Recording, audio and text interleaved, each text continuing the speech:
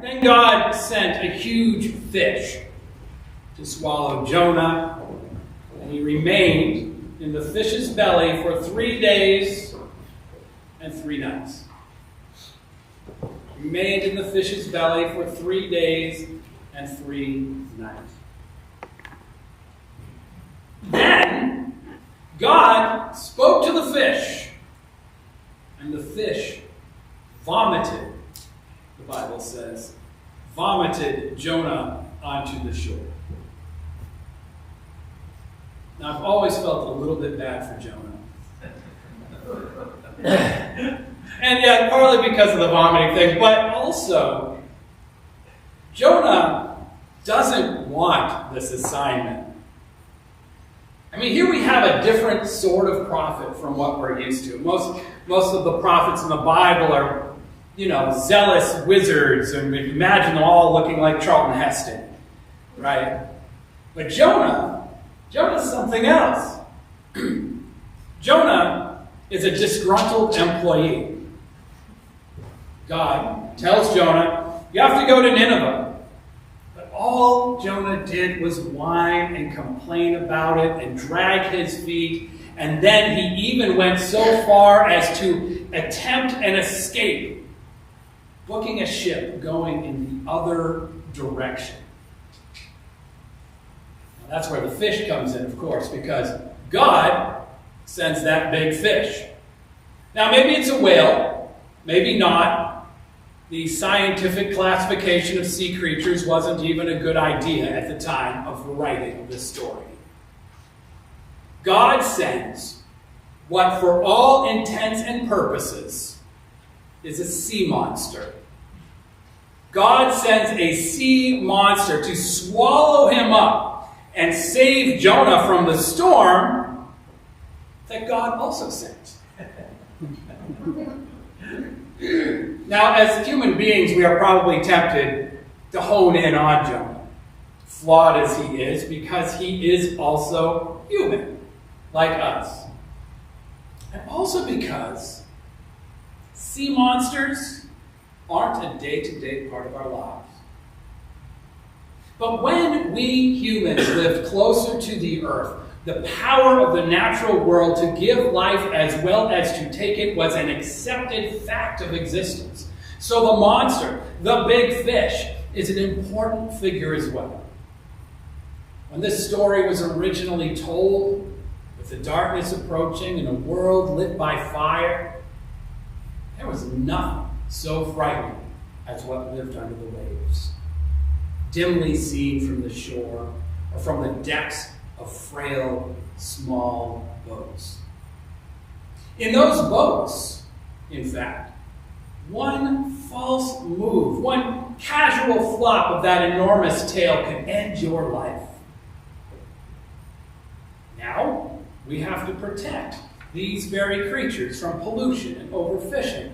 But that is a very recent development in the history of the universe.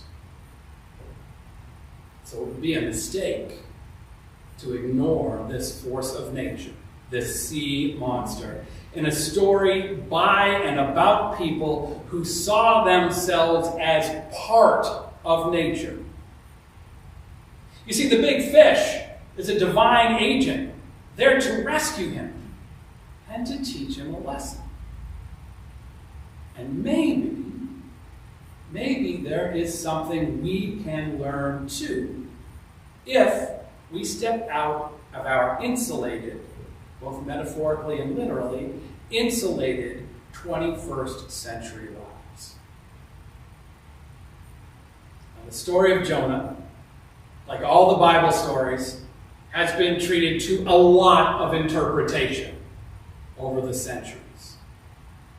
Was the sea monster a punishment of some kind? Or just a simple, almost gentle redirection? Now, I have to say that lately this swallowing has felt to me like an opportunity, a chance for reorientation and meditation, a chance to separate from the stresses of the world, of Nineveh and sailors, and a prophet's burdensome responsibilities. Maybe God meant Jonah to take this time to consider the gifts that Jonah had received, even inside that fish. The gift of life. The gift of getting to exist. Which is to say, the gift of being a small, if potentially tasty, part of the universe. Out of despair, I cried to you and you answered me.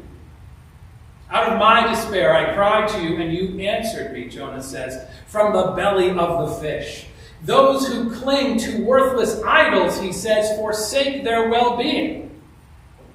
That was his big takeaway. Those who cling to worthless idols forsake their well-being. The belly of this monster is a bit more terrifying version of a snow day when the power goes out and we don't know what to do with ourselves. In the bleak midwinter when the frosty winds may run. Or, on a more serious note, it's like the darkest days of the pandemic, when we had to prioritize important things, when those idols had to be stripped away in favor of essentials, like personal and mental health, and deeply held relationships. In fact, it seemed relatively easy to put those idols away in the face of the monster of the pandemic. But now with all that needs doing, with the struggles of a constantly accelerating society, if someone told me I could be swallowed up for a few days and emerge unscathed with a new sense of purpose and mission, I might just take them all. Now, of course, that's not going to happen. I hope. None of us are going on a retreat into the stomach of a large beast. But what we can do is move a bit closer to this story, to the perspectives of those in it and the ones who wrote it, to find a way to live closer to creation, understanding that to do so is to fall deeper into our actual selves. Our actual selves. Understanding that living as part of creation is the truly authentic life. That living as part of the creation is the truly authentic life. So here I'm not just talking about social justice things, which are very important. I'm not just talking about doing the right thing to the best of our understanding and ability. Things like fuel efficiency and recycling and key legislation and regulation, although these are very important and we should do much more than we are doing. I'm talking about a relationship. Because no matter what we might believe or think about our place in the ecosystem, we do not act relationally to the earth. The way we move through the universe every day leaves those secular idols well in place. In this area and arena of our lives, as in so many others, our beliefs tend to be internal. We think of them as personal, even private. And we, or at least I, have trouble living them out in the world. We don't do enough. And we all know this. That's why I'm not listing out all the ways we don't do enough. You can do it yourself. You probably do. Practice it in your head. We don't do enough because our relationship with nature, with the big fish, has gotten so bad that we do not talk to it anymore. We do not understand it. We do not listen to it. Sure, we know more about it than we used to, and we have no trouble talking poetically about the mystery of the ocean or the wonder of the mountain. I've done it many times up here in the pulpit. But we have greater trouble responding physically and culturally to the truth of it. The truth that we belong to the natural world, not the the other way around, and that we have thrown it out of balance. Over time, we have pushed creation away, seeking some kind of unsustainable separation. And this sense of distance traps us in a toxic relationship, one that we cannot walk away from. And it is quite literally killing us. Because like Jonah, we can't run from the storm. We cannot run from the storm.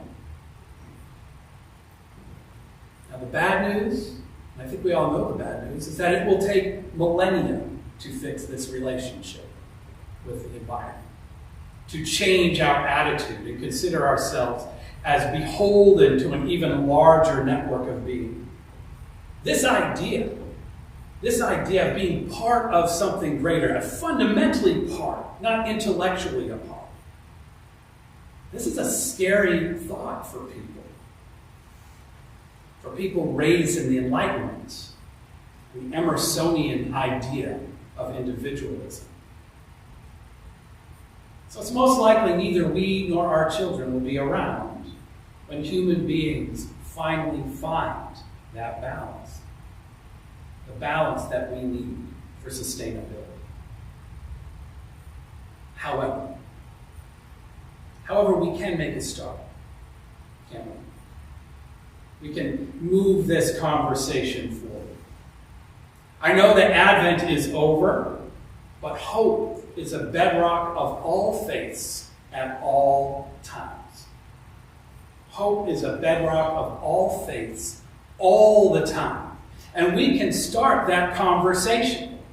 And this conversation doesn't really require money or travel or the physical risks of adventure tourism, even though many of us enjoy that too. We can simply begin. We can begin with the living things that are around us. Because you see, none of us exist in a lifeless desert. We encounter other living things all the time. We just have to start noticing and asking questions of these fellow living beings that we share our space with. Now, there are plenty of gardeners in this church, for example. We see how a plant grows, and it is a mystery sometimes what combinations of soil, nutrients, and light work, but we test and we adjust, frequently eschewing chemicals for what the earth gives us and what the plant tells us. And increasingly, people look at a lawn and think of it as a diverse community rather than a pocket-sized monoculture. And we live in our houses with creatures that we care for. Pets, right? Pets that make demands on us and need us as we need them.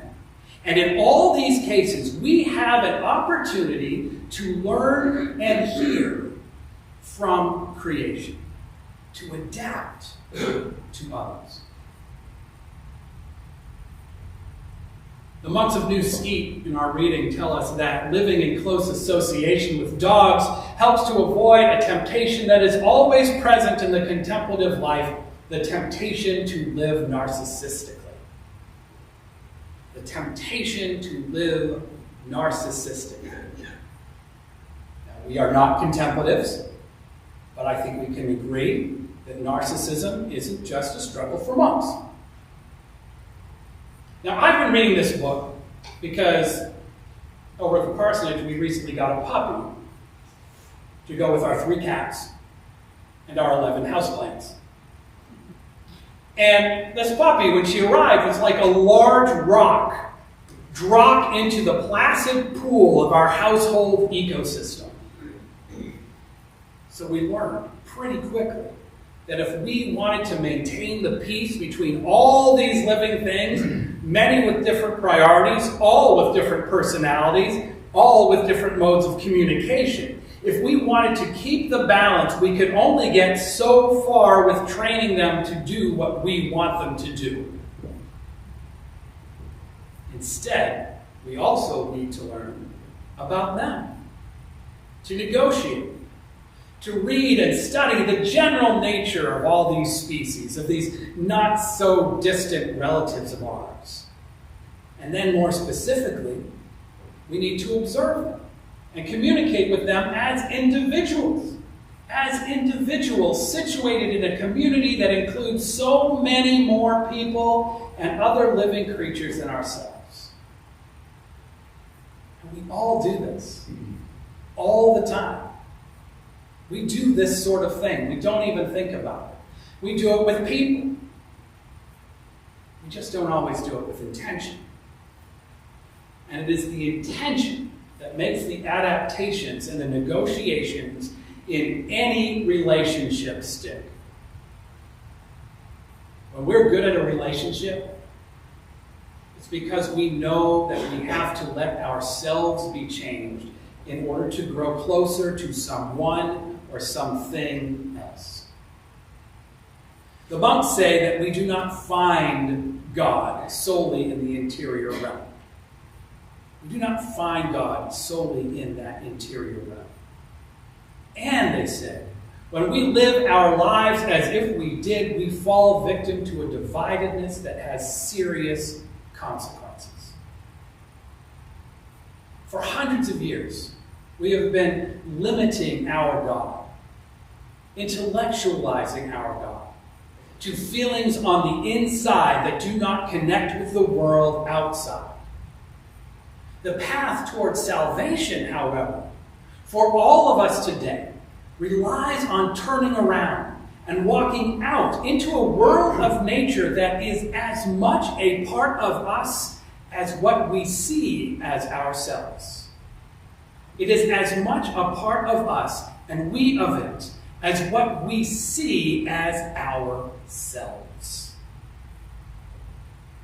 So this fall and spring, we will be taking a look at our relationship with nature, with creation, with the universe, the environment, the ecosystem. Choose your favorite word. That's what we're talking about. And this will involve worship, but it will also involve discussions and workshops too. But for now, let us take a moment in silence to consider our relationship with the earth, where it is unhealthy, and maybe where we can move forward in this conversation.